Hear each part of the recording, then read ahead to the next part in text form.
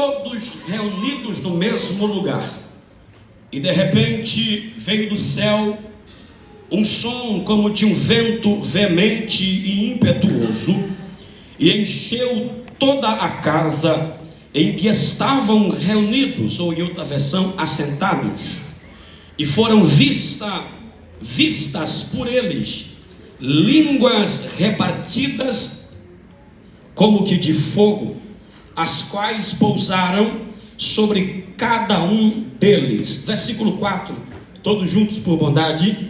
E todos foram cheios do Espírito Santo e começaram a falar em outras línguas, conforme o Espírito Santo lhes concedia que falassem.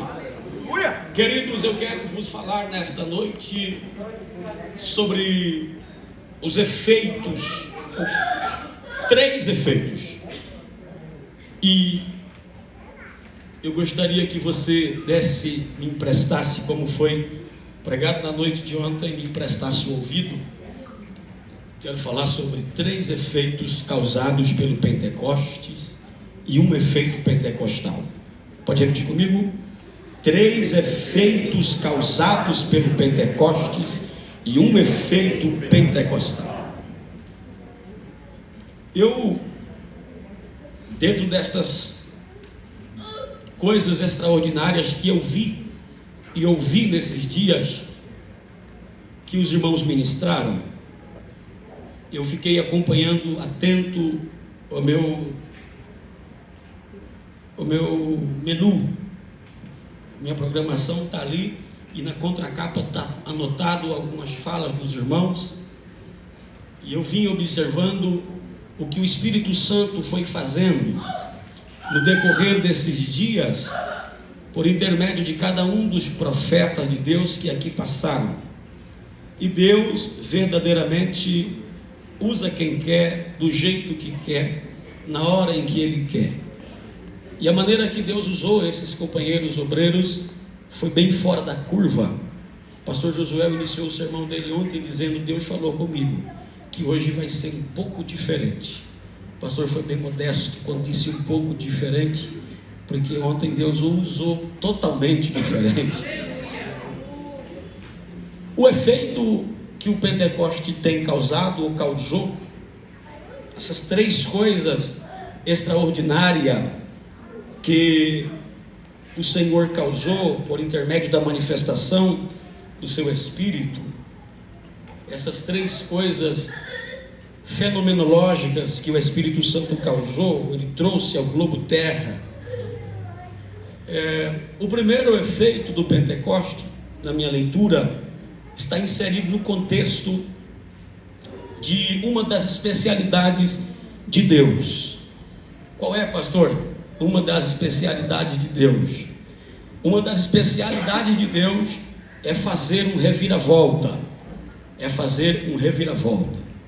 Um reviravolta na vida de um indivíduo, um reviravolta na vida de um casal, um reviravolta na vida de uma família, um reviravolta na vida de um bairro. Deus é especialista em fazer uma reviravolta na vida de uma cidade. Deus é especialista em fazer uma reviravolta na vida de um estado. Deus é especialista em fazer uma reviravolta na vida de um país. Deus é especialista em fazer uma reviravolta na vida do globo terra. Aonde houver um habitante, foi o que está escrito em Atos dos Apóstolos, capítulo de número 1, versículo 8. E ser-me-eis testemunhas. E ser-me-eis testemunhas em Jerusalém, como em toda a Judéia e Samaria, até aos confins da terra. Possa ser que os confins da terra seria o Brasil, possa ser que os confins da terra seja o Iapoque ou o Chuí, eu não sei, mas eu sei que nós fomos alcançados por esta manifestação de Deus tão poderosa, que marcou a vida não apenas dos hebreus, não apenas a vida dos discípulos. Esta marca não marcou apenas a vida de 120 crentes que estavam ali, ou dos medos, dos persas, dos elamitas, que estavam da porta para fora. O que Deus fez na cidade de Jerusalém, propriamente dito, no andar de cima, no ambiente chamado cenáculo, marcou a vida da história, ou marcou a história da humanidade. Todos, sem exceção, foram marcados por este avivamento.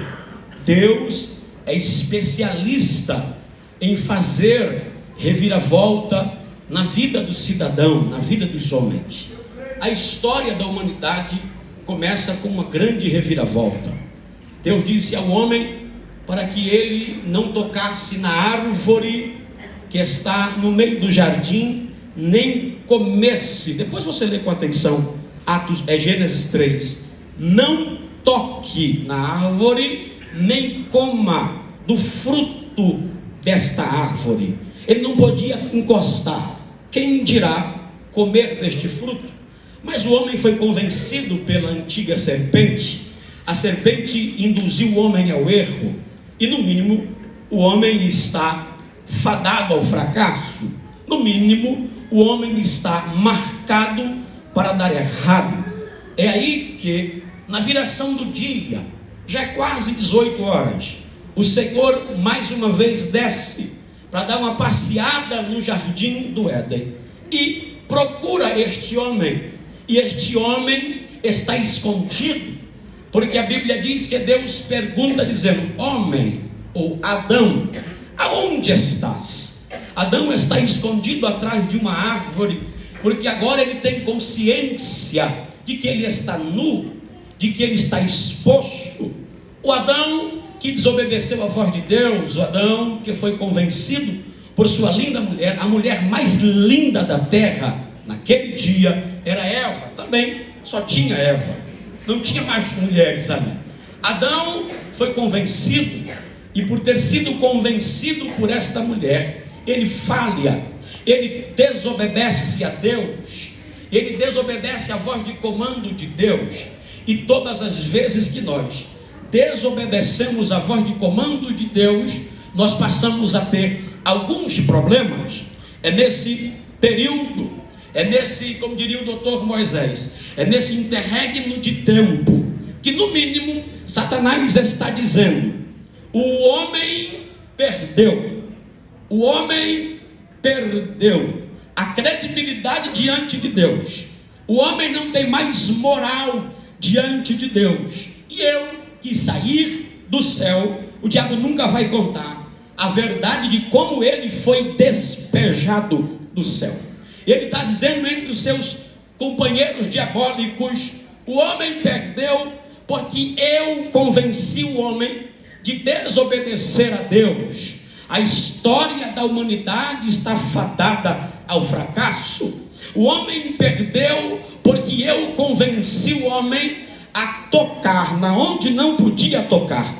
Eu convenci o homem a fazer o que ele não poderia fazer, e agora todos os homens estão condenados e fadados ao fracasso. Ora, o adversário, estou conjecturando, provavelmente está dizendo para a sua galerinha, para a sua patotinha, que vai dar tudo errado na história da humanidade. E quando ele dá uma olhadinha lá para frente, uma luz vem resplandecendo no jardim do Éden.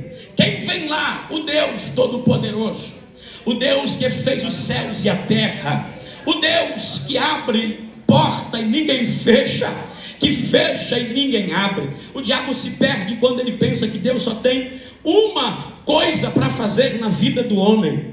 Deus está vindo procurar o homem, e o adversário está de canto, escondido, dizendo: acabou, não tem mais jeito, ele já desobedeceu, ele já falhou. Mas Deus é especialista em fazer reviravolta na história do homem. Quando o diabo está pensando que Deus não tem um projeto, o plano A, o diabo está acreditando que fez dar tudo errado, e vai dar tudo errado, ele precisava lembrar. Talvez ele não teve a oportunidade de entrar na salinha de reunião de Deus, do Pai, do Filho e do Espírito Santo, para saber que o Cordeiro já foi morto desde a fundação dos séculos. Desde a fundação do mundo, o Cordeiro já havia sido morto. Provavelmente ele não sabe.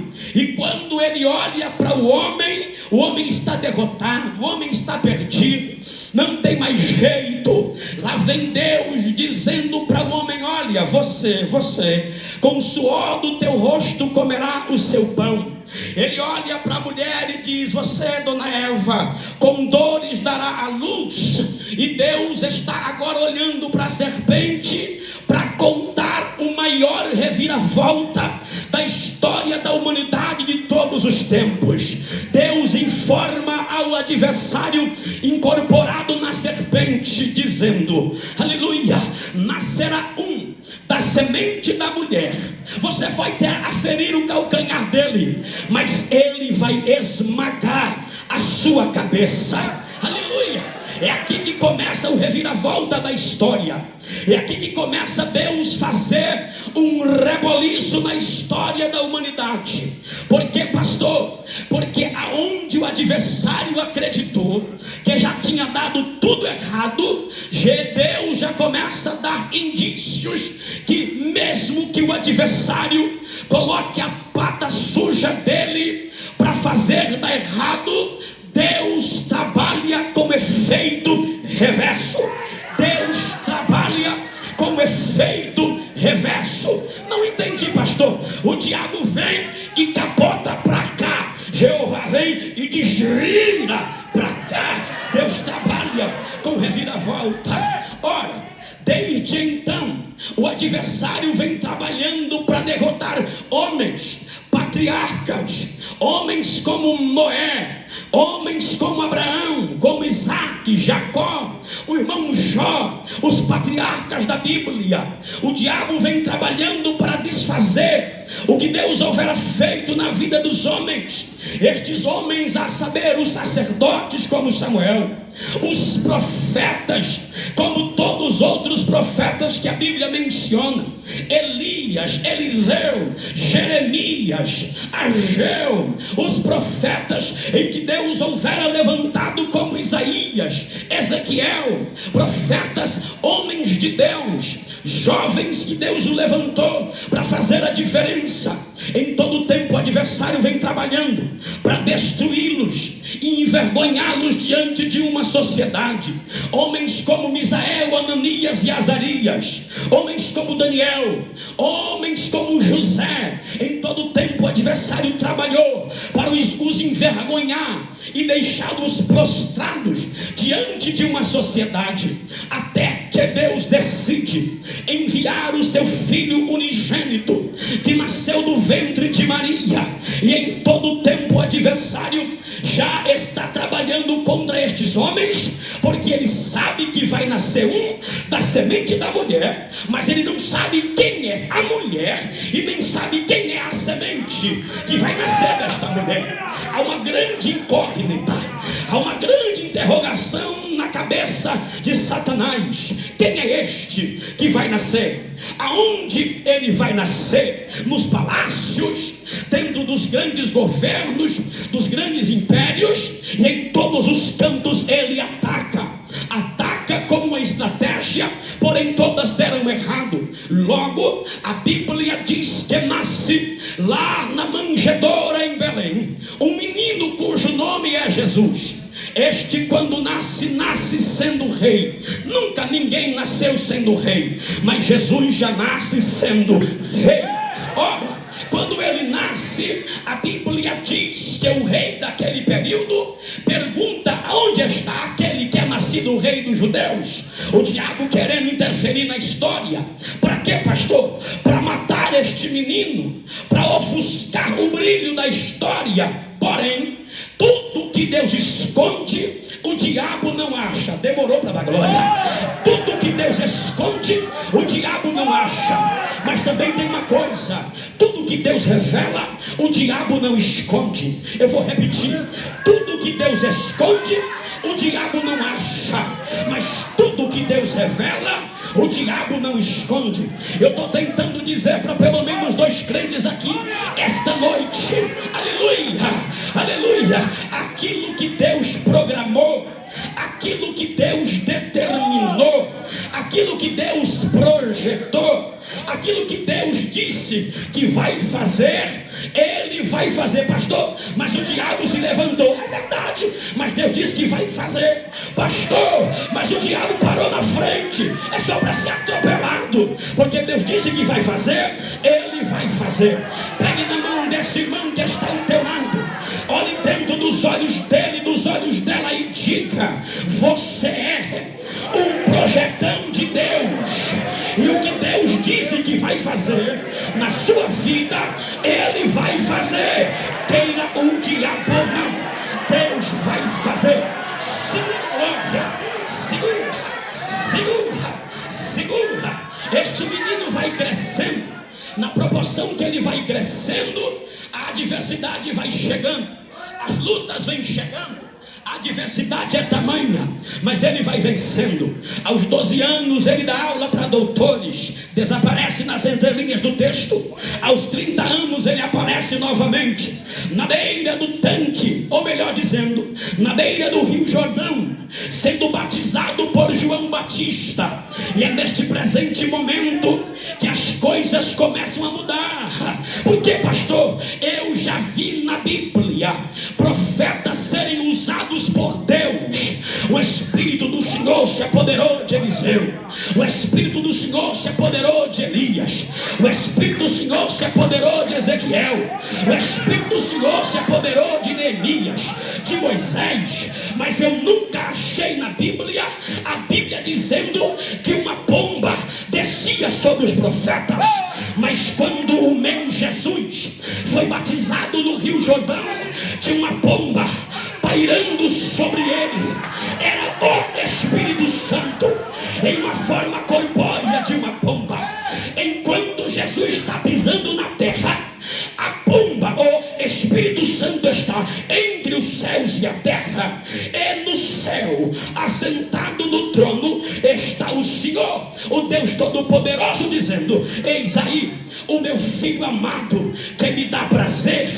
Deus está começando a mostrar aos homens que as coisas vão começar a mudar, não provisoriamente, mas definitivamente a partir do Cristo. Porque o irmão Paulo disse: todos pecaram, estão todos destituídos da glória de Deus.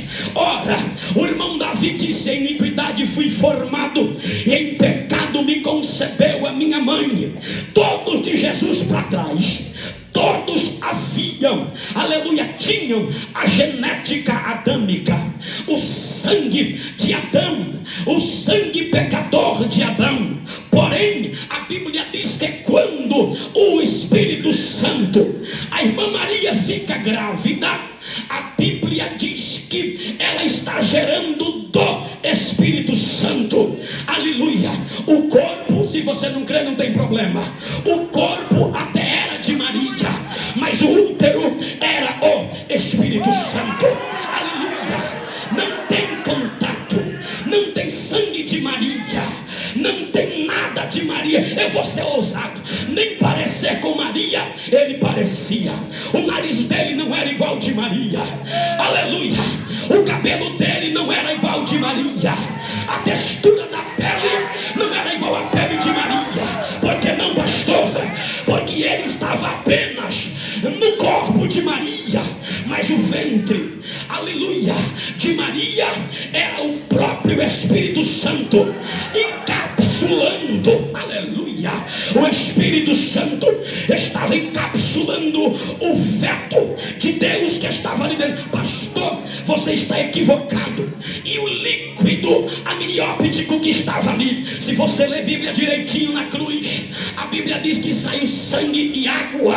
Eu nunca vi ninguém tomar uma facada e sair água, rapaz, tu é doido? Aleluia. Saiu sangue e água.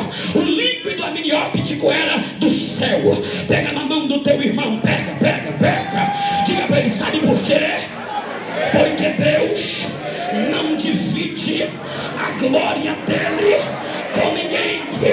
Eu quero, segura a mão do teu irmão, segura, calma irmão, calma, segura a mão do teu irmão. Eu quero aqui pregar junto com o pastor Trajano, porém é diferente o que eu quero dizer, dentro da mesma ideia. Diga para teu irmão, diga: você está gerando um avivamento, mas o Espírito Santo está gerando em você um ministério, um tempo novo, uma vida nova. Aleluia, aleluia, aleluia, aleluia, aleluia. Oh glória, oh glória.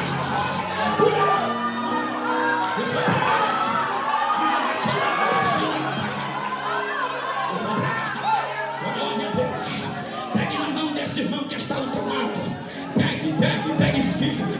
Aperte a mão dele e diga para ele: a mulher, quando gera, sofre. O Espírito Santo, quando gera,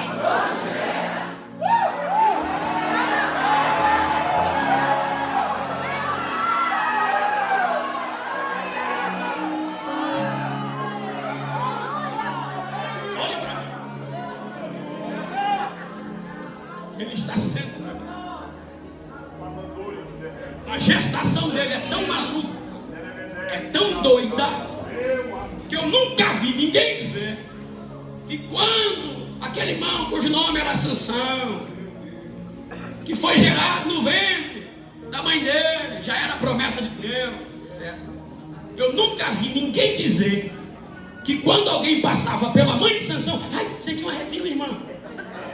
Tem esse negócio não. Mas teve um dia que abriu uma visão aqui. A irmã Maria foi na casa da irmã Isabel. Quando a irmã Isabel cumprimentou a irmã Maria, chamando Adonai Lahema, a irmã Isabel está tão emocionada com a visita da irmã Maria, porque ela está vendo a irmã Maria, ela percebe que Maria está ali, mas Joãozinho não está vendo a irmã Maria, estava no ventre da irmã Isabel, e se Joãozinho pudesse falar, ele ia falar assim: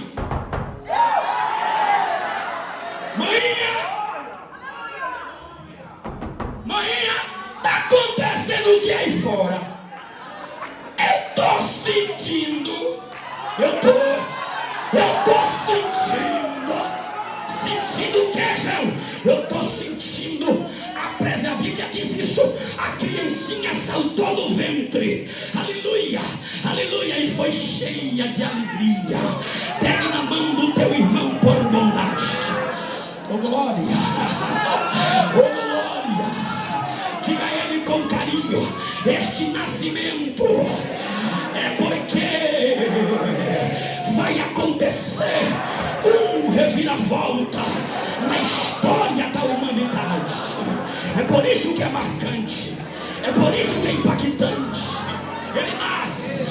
Eu narrei para você ainda atrás que ele dá aula para doutores. Volto com você, eu estou ligado, conectado, fica tranquilo. Volto com você na beira do Jordão. Lá na beira do Jordão, quem está lá? João Batista está lá de novo. E aí, pastor, o que aconteceu? Lá vem Jesus para ser batizado no Jordão. Quando Jesus parou na beira do Jordão, pastor, o que João Batista fez?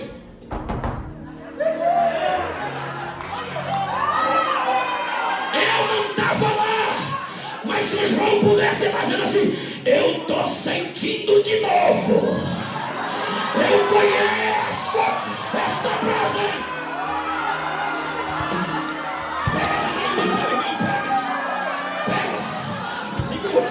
Vou segurar até o final hoje. Segura.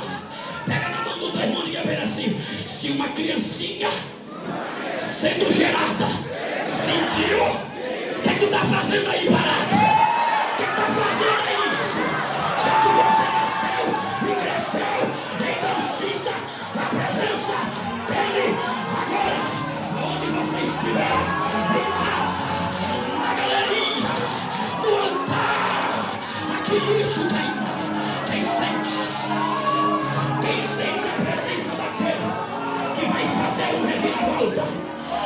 sente a presença daquele que vai fazer uma reviravolta, não consegue ficar parado. O que é que ele faz, pastor? Ele já pega na mão de alguém. Estou sentindo, eu estou sentindo, eu estou sentindo.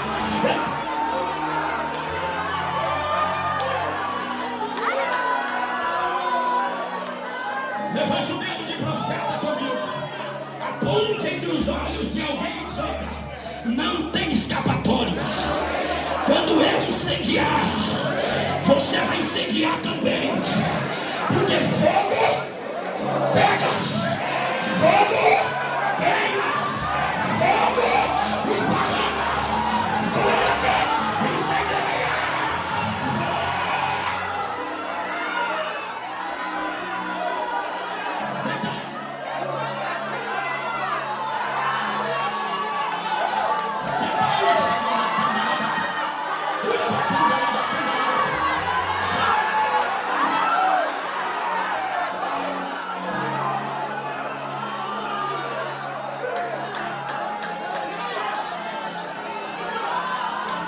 Você não é obrigado a dar glória, mas é muita cara de pau passar 28 dias de festa e não sentir nada. E aí começa. Olha como Deus revoluciona a história. Número 1, ele faz uma reviravolta na história teológica de Israel. Porque o que é comum vai se tornar incomum. Ele faz uma reviravolta na história intelectual de Israel. Os pensadores, a linha de pensamento da sociedade, a ideia de serem discípulos de Gamaliel. Professor, tem um outro mestre. Qual é o outro mestre? Hilel. A ideia de ser discípulo, Hilel Shammai. A ideia de ser discípulo de Gamaliel, a ideia de ser discípulo de Hilel Shammai está comprometida. Por quê, pastor? Porque a sociedade agora está acompanhando um cidadão. Ele era novo, viu, igual eu. Um cidadão de 30 anos que não tinha uma igreja catedral como a que eu pastoreio para receber o povo. Ele não tinha tanque batismal como nós temos aqui e também lá no Aracati. Ele não tinha nada disso, pastor Joel. Ele não tinha uniforme, ele não tinha gravata decorada, ele não dava gravata para obreiro, para igual eu falo, nada disso. Onde ele pregava, pastor? Lá no monte, às vezes lá no deserto, e aonde ele vai passando tem um fio, um cordão, aleluia. Como que esse homem é rei? Essa é nova, obrigado. Como que esse homem é rei se ele não tem palácio? Como esse homem é rei se ele não tem coroa? Como que ele é rei se ele não tem trono? É isso que eles querem saber. Como que ele é rei se ele não tem súditos?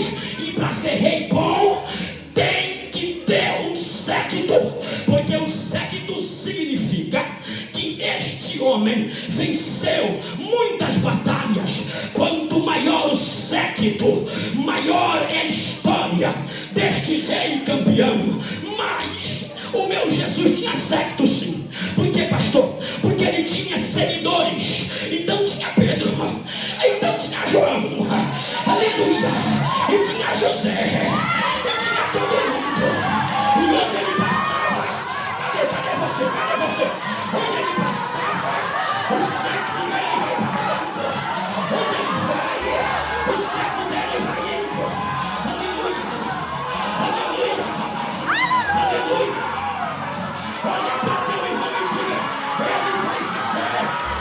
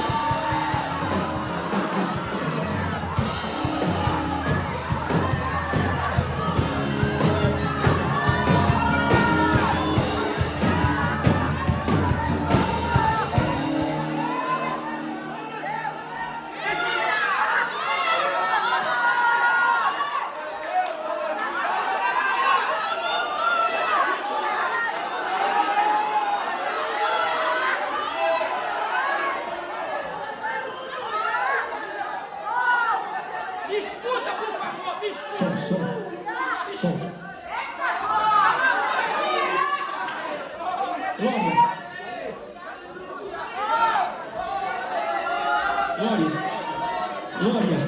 Aumenta esse volume para mim aproveitar esse microfone rapidinho. E vai cair no break, né? É isso? Isso. Desliga tudo aí. Glória. Tá bom assim, tá bom. Quem me ouve, diga eu. Amém. Tá bom, Josué. Tá bom, parabéns para vocês que pregaram, viu, meu filho? Agora eu vou no escuro mesmo. Mas já vai acender uma labareda aqui, cara. Escuta aí. Ele revolucionou a história dele. Ele revolucionou o tempo dele. Ele fez uma reviravolta no tempo dele. O que ele fez, ninguém fez. Profetas não fizeram, sacerdotes não fizeram, escribas não fizeram, os reis não fizeram, ninguém fez, ninguém podia fazer. Quando ele começa a fazer esta reviravolta, aleluia, a ciência fica maluca. Por quê, pastor? Porque ele fez uma reviravolta na ciência, na medicina.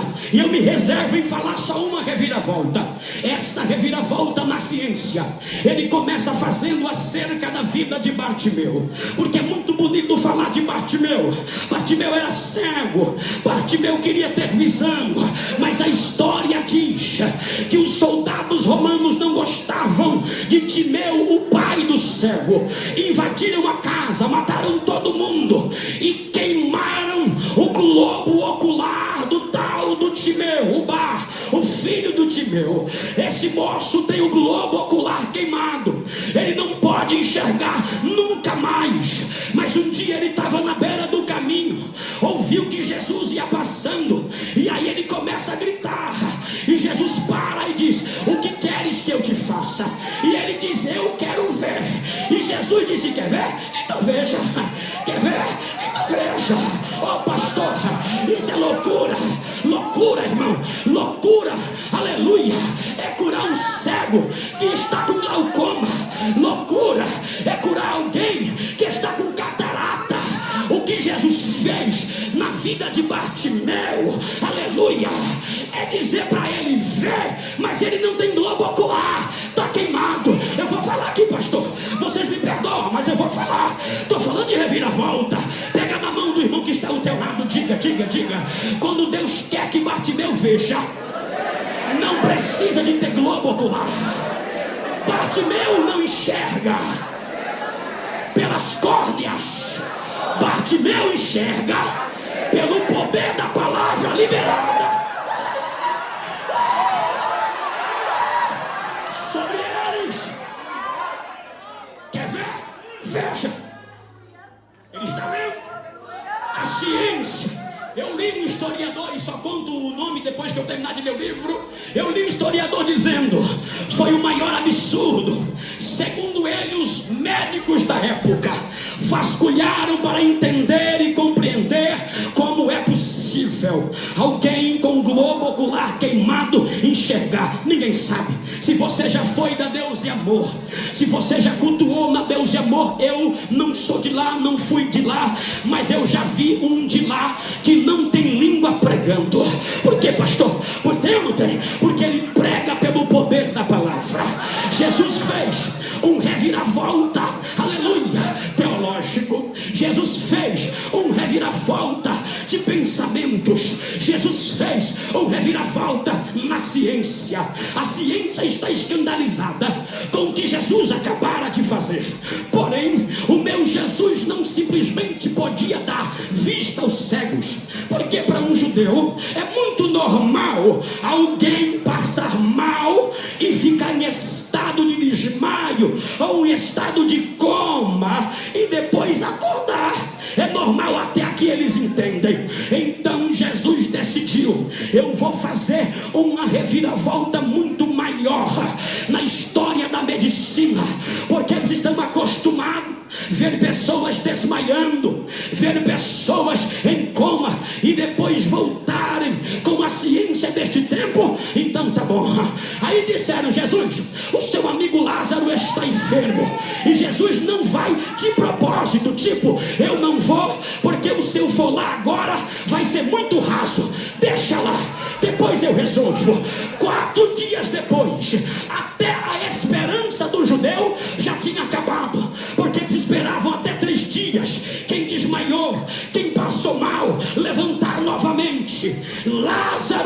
já está dentro do sepulcro. É por isso que a irmã de Lázaro está dizendo: já cheira mal. Ela enfatiza: já fazem 4 dias. Jesus não perguntou se cheirava mal. Jesus não perguntou se já faziam 4 dias.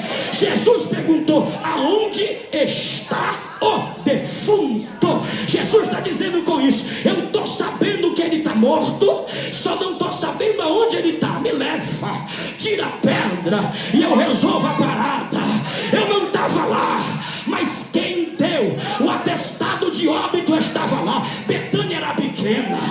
Quem diagnosticou o irmão Lázaro com enfermidade estava lá. O consultóriozinho estava aberto. Daqui a pouco ele começa a ouvir um grito, um barulho, um trovejo de gente dizendo: que coisa linda, que coisa maravilhosa. O que é que foi que está acontecendo aí? É que aquele rapaz que veio aqui e você disse que era câncer terminal. Então morreu, né? Lá morreu. E aí, tá tudo bem? Não. Aí passa no outro, diz assim: e você que deu o atestado de óbito, lembra então? E cadê ele? Tá morto? Então morreu. E aí, cadê ele? Pera um pouquinho, dá uma olhadinha, põe o pescoço para fora. Quando os homens colocam o pescoço para fora, lá vem Jesus no meio da multidão. E Lázaro, pastor, Lázaro vem com ele. Pega na mão do teu irmão, pega. Diga para ele com carinho: o reviravolta que Jesus vai fazer na sua vida pode ter mais de 4 dias, pode ter mais de 4 anos. Se Jesus chegou na aldeia, milagres começarão a acontecer.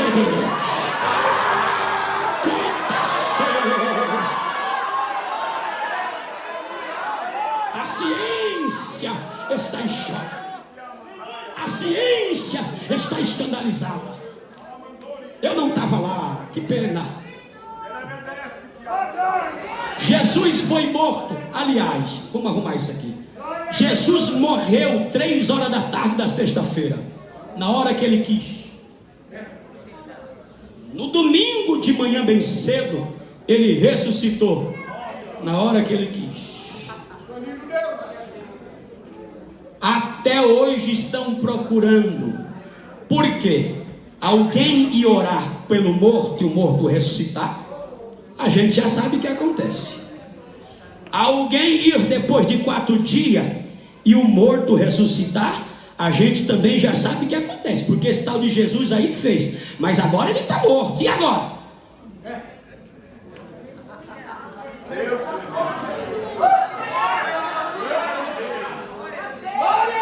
Pega na mão desse irmão que está ao seu lado. Diga para ele com carinho: assim como ele morreu na hora que ele quis, ele ressuscitou na hora que ele quis. E tem mais, diga: ele perguntou para a morte: onde está a morte? O teu aguilhão. Onde está o inferno? A tua vitória.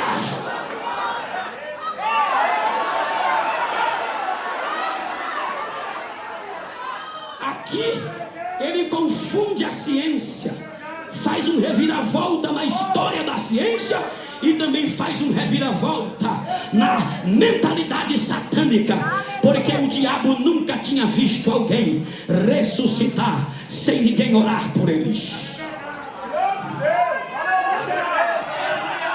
Aleluia. Jesus é assunto aos céus.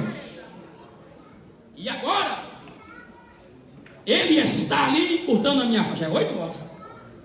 Ele vai ser assunto aos céus. Mas ele tem um time de discípulos. Esses discípulos, eles eram pacóvios. Pastor, o que é isso?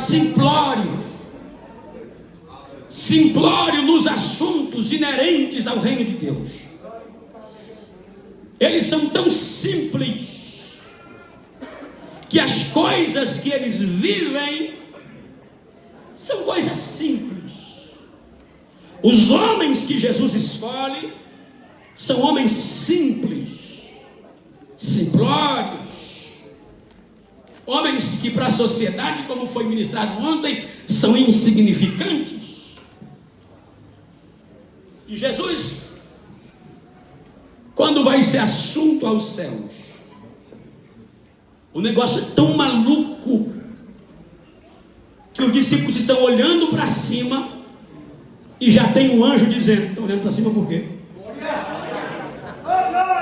Não, é porque nós estamos vendo Jesus subir. Ele tá, o anjo diz assim: esse aí que você viu subir já está pensando em voltar.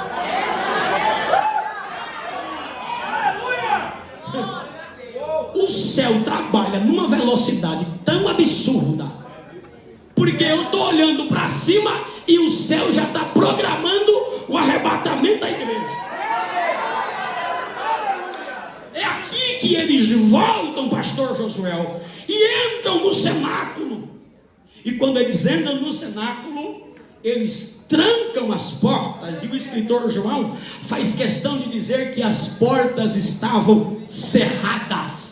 Não é cerradas de serrote, é cerrada, fechada. E a ideia de estar cerrada, quando você era bem pobrezinho, que aqui não tem mais tempo pobrezinho, lembra? Você fechava a porta com aquela madeirinha que fazia assim. Quem lembra disso? Já teve isso no banheiro da tua casa? Já, né? Não, aquilo ali é fraco, muito fraco. E aqui alguém já teve aquela porta, ou tem na casa, aquela porta sanfona que faz prá, prá. Alguém já teve? Que faz uma travinha assim. Oh meu Deus do céu, que porta perturbada. Aquilo ali é fraco. O etimologista dá a ideia de que está cerrada é quando fecha a porta e coloca uma barra de madeira travando. Prá. Em cima, prá, embaixo. A ideia de fecharem a porta desta maneira é: aqui ninguém entra, aqui ninguém pisa. Porém o texto diz: estando portas e janelas fechadas, entra um homem e diz: paz seja com você. E por que esse homem entrou, pastor? Porque quem fechou a porta foram os discípulos. Ah, você não pegou. Quais são os problemas desses discípulos? Número A, eles têm problemas do lado de fora. Por isso que trancaram a porta. Lucas 22:2: e os principais dos sacerdotes e os escribas andavam procurando como matariam, porque temia o povo. Pastor, não tem nada a ver com os discípulos isso aí. Isso aí está falando de Jesus. Deixa eu concluir, calma. Versículo 3. Outro problema externo. Nesse interregno, entrou, porém, Satanás em Judas. Ele tem um problema externo e tinha um problema no meio deles. Sim, pastor, mas aí está falando de Jesus. Ô irmão, pelo amor de Deus, seja sensível ao texto. Se estão querendo matar Jesus e está entendido na ótica dos judeus que foram eles que mataram Jesus, ao pensamento dos discípulos, prenderam Jesus, bofetearam Jesus, crucificaram Jesus, o que não vão fazer com a gente? Faz o que, Pedro? Corre, entra, cerrem as portas, fechem, tranque as portas. Os discípulos têm um problema externo. Segundo problema, eles têm um problema interno no grupo e também um problema dentro deles. Qual é o problema, pastor? Eles tinham medo. Diga comigo, medo. Medo. Fraco, diga medo. Medo. Eles tinham medo. Olha o que o medo causa: hiperidose, suor nas mãos, nos pés, nas axilas. O medo causa parestesia, formigamento nos membros do corpo. O medo entra e atrapalha todos os sistemas cognitivo do ser humano. Quais são os sintomas, pastor, que o medo causa? Perda de memória, Quais são os problemas que o medo causa, pastor? Dificuldade de raciocínio, perca de habilidades, mudança de comportamento, mudanças emocionais. Pastor, onde tem mudança aí? No Pedro. Não foi ele que queria arrancar a orelha de mal? Aliás, o pescoço de mal? Não era ele que dizia: Senhor, eu vou morrer no seu lugar. Senhor, eu vou morrer no teu lugar. Tipo, mexeu com o Senhor Jesus, mexeu comigo. Quando Jesus é assunto ao céu, Pedro está travado. Mudou o comportamento, já não quer mais matar ninguém. Medo. Cadê as habilidades de Pedro? Sumiram. Cadê o poder de Pedro? Sumiu. João 20:19 diz: chegada pois a tarde, aqueles discípulos, daquele dia, o primeiro dia da semana, cerrada a porta onde os discípulos estavam, com medo dos judeus, se ajuntaram. Medo dos judeus. Outra coisa que o medo gera crises de ansiedade. Por que, pastor? Depressão é excesso de passado. Ansiedade é excesso de futuro. Todos estão ansiosos. Por que, pastor? Eles não estavam lá no futuro, mas tinham noção do que lhes esperavam lá no futuro. Qual é o pensamento deles? Crucificaram Jesus. Crucificaram o nosso mestre. O nosso mestre que caminhou sobre as águas. O nosso mestre que ressuscitou dentre os mortos. O nosso mestre que apaziguou tempestade. O que será de nós? Eles estavam no presente, mas tinham informações lá do futuro. E foi Jesus que havia dado a eles. A adrenalina deixou os discípulos com alguns sintomas cognitivos. Perca de memória. Por que, pastor? Jesus havia dito a eles, caiu o som, está acabando a bateria aí. Jesus havia dito a eles: estou convosco todos os dias, até a consumação do século. Assim como meu pai trabalha, o meu pai trabalha até agora, e eu trabalho também. Eles haviam esquecido, perderam a memória. Por que, pastor? Porque Jesus havia dito a eles: o Espírito Santo vos fará lembrar. Eles haviam esquecido. Jesus havia dito a eles: eis que envio sobre vós a promessa de meu Pai. Ficai, porém, na cidade. Eles ficaram. Foram obedientes. Trancaram as portas, porque estavam aterrorizados, com medo. Pegue na mão desse irmão que está ao seu lado, pegue. Diga para ele com carinho, diga para ele com carinho. Quando você está com medo, você deixa os detalhes passar batido.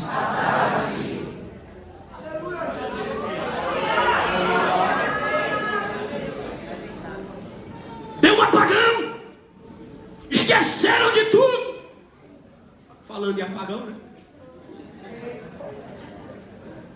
A consciência deles está oca. Os discípulos de Jesus, que viram Jesus ressuscitar mortos, fazer proeza, estão com medo. Eles esqueceram que Jesus disse a eles, pastor Luiz: vocês farão coisas maiores do que eu fiz. Eles esqueceram que receberam a legalidade de sair em 7 minutos de autonomia. Eu vou terminar pregando no gogó. Eles esqueceram da liberdade, da autonomia que Jesus deu a eles, para eles expulsarem demônios. Eles esqueceram. É aqui que o diabo entra. É aqui que o diabo se levanta. Eu não estava lá. Permita pregar uma revelação desse texto. Aleluia, Deus. Diga para seu irmão com carinho, diga: o projeto do diabo era bom. Eu vou soprar aqui medo neles, eles vão ficar trancados lá dentro, e tudo que foi prometido não se cumprirá. Por quê, pastor? Porque o maior projeto do adversário é esvaziar os homens. E homens vazios entram em pânico. Homens vazios entram em desespero. Homens vazios perdem a memória. Homens vazios ficam com o sistema cognitivo abalado. Uma sociedade vazia é uma sociedade fadada ao fracasso. Por quê, pastor? Porque Satanás não pode desfazer o que Deus fez. Diga para seu irmão, diga: Satanás não pode desfazer o que Deus fez. Porém, ele pode deformar o que está feito. Diga: ele não pode desfazer o homem, mas ele pode deformar o homem. E aí, irmão, ele vem, ele deforma o comportamento do homem, ele deforma a fé do homem, ele deforma o caráter do homem, ele deforma a masculinidade do homem, ele deforma a feminilidade de uma mulher, ele deforma o homem e vai deformando até rachar o homem, para esvaziar o homem, de maneira que o homem volte a ser apenas um boneco de barro, e com o tempo esse homem se esfarele e torne apenas pó.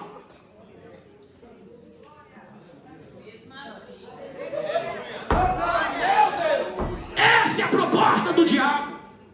Diga para teu irmão: te deformar, e depois te desfarelar, até que você se torne pó. Diga para teu irmão assim: só que tem um problema aí. Pó é matéria-prima para Deus fazer milagre.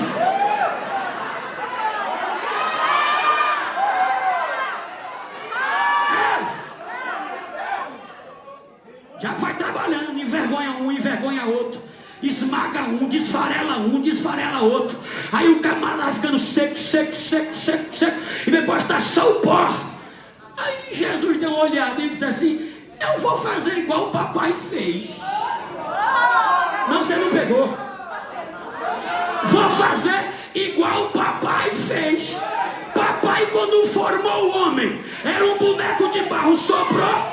Eu vou entrar no cenáculo.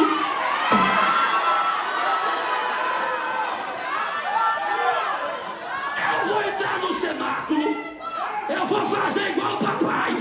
Aí o cenáculo está trancado. Tá uma turma lá, só o pó. Aí papai entra e faz assim, ó.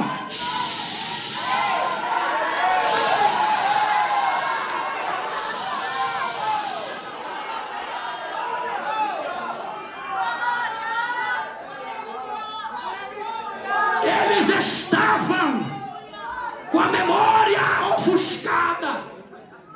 E tem um termo que nós usamos no Brasil, é refrescar a memória. Sabe por que papai Jesus soprou? Para refrescar a memória. Ele sopra e diz: recebei. O irmão não estava lá, professores me perdoem, mas a indignação de Cristo é: ei, recebei o Espírito Santo. Recebei o Espírito Santo. Aí eles fazem assim: eita, é mesmo o derramamento. Vamos orar, gente. Dobra o joelho e começa a orar. Aí ora na segunda, na terça, na quarta, na quinta, na sexta, na sétima, na oitava, na nona. Na nona. Aí Eu não estava lá, mas tem uma reunião no céu como o pastor estava pregando aqui ontem. E a reunião era mais ou menos assim, ó. Estou conjecturando. Ô meu filho, eu desci, revolucionei a história soprando nos homens. Foi mesmo, papai, foi mesmo. Ô meu filho, você desceu lá e soprou nos homens também. Foi mesmo, papai. Tá faltando alguém soprar agora.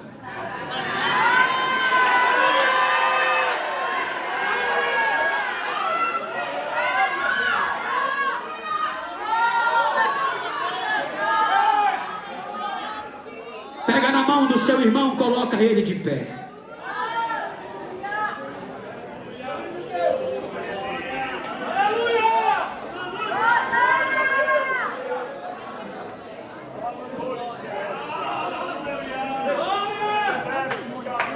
Olha o Espírito Santo dizendo: epa, falta eu. Falta eu. Papai soprou. Eu pregando assim dá a impressão que eu dividi a Trindade. Mas não é, deixa eu conjecturar, depois você prega outra coisa. Pelo amor de Deus, falta eu, hein? Aí papai disse assim: você vai, mas você vai como o meu sopro.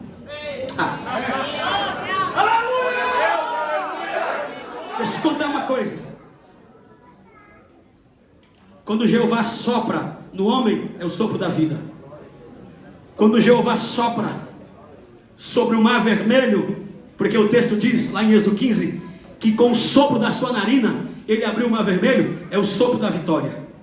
Quando Jeová sopra no deserto e manda codornizes, mais de 400 quilos de carne, ele sopra e manda, é o sopro da providência. Quando Jeová sopra no vale de ossos secos, eu vou sintetizar porque a luz vai acabar de vez o meu microfone. Quando ele sopra no vale de ossos secos, é o sopro da esperança.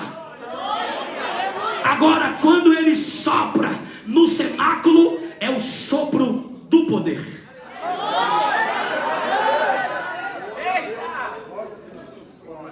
Jeová vai soprar esse aí para quê, pastor?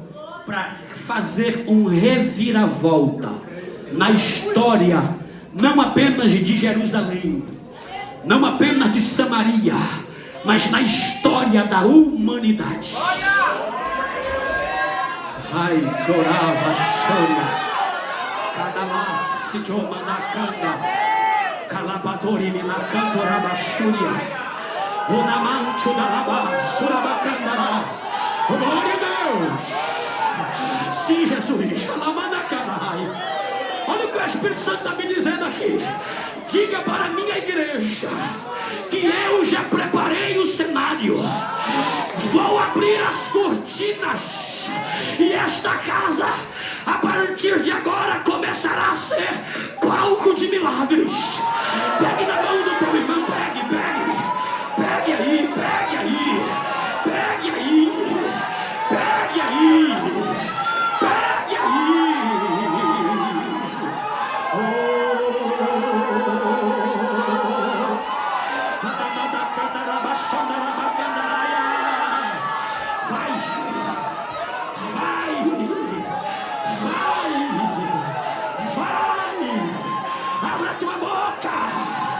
Abra tua boca. Agora não tem mais nada para mim fazer. Abra tua boca na galerinha. Abra tua boca aqui na nave da igreja. Abra a boca. Abra a boca. Abra a boca. Abra a boca. Abra a boca. Abra a boca. Abra a boca. Vai pegar. Vai explodir. Já tem porta. Já tem barril. Vai começar. Vai começar. Olha lá. Já pegou isso.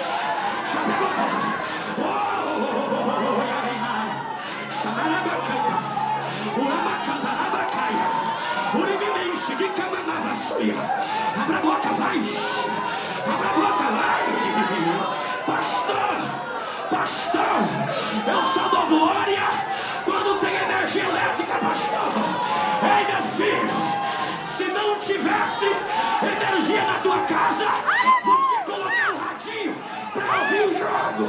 Então abre a boca, eu espero. Eu espero. Eu espero. Eu espero. Vem cá, pastor Josué. Vem cá, pastor Joel. Vem cá, Edmilson. Vem cá, Gladys. Vem cá, Deus. Vem cá, meu. Vem cá, vem cá. Vem cá, vem cá. Vem cá. Fica aqui na madeira comigo. Fica na madeira comigo. Sabe o que acontece, companheiro? O texto diz que veio do céu um som como de um vento veemente impetuoso. Na madeira, na madeira. Na madeira aqui. Bate o pé aí. Vai pra cá, bate. Bate forte. Bate. Bate. Bate. Bate. Bate. Bate. Bate. Bate. Bate. Deixa eu ver. Deixa eu ver. Deixa eu ver. Pentecoste que não faz barulho não é Pentecoste.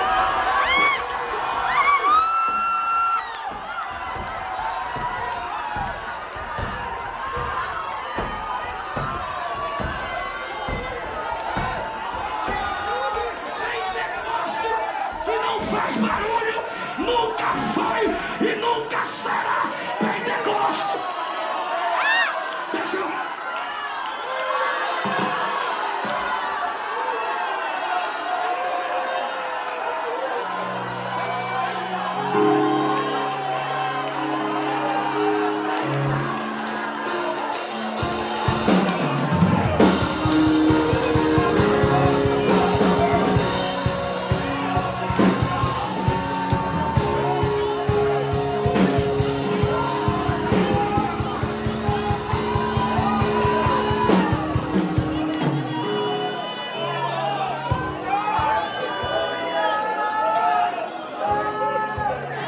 Escuta aí, irmã. O texto diz que encheu toda a casa. Encheu o quê? Toda a casa. A Bíblia diz assim, ó: vós sois templo do Espírito Santo, morada do Altíssimo. Diga pro teu irmão assim, diga: hoje essa casa sou eu.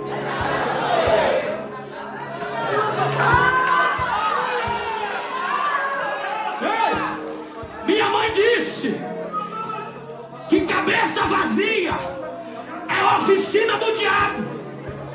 Mas eu tenho aprendido aqui que cabeça cheia de Bíblia, a vida cheia do Espírito Santo, é morada do Espírito. Então eu te convido a jogar a mão para cima, abrir a boca e dar o último e maior glória que você tem para dar.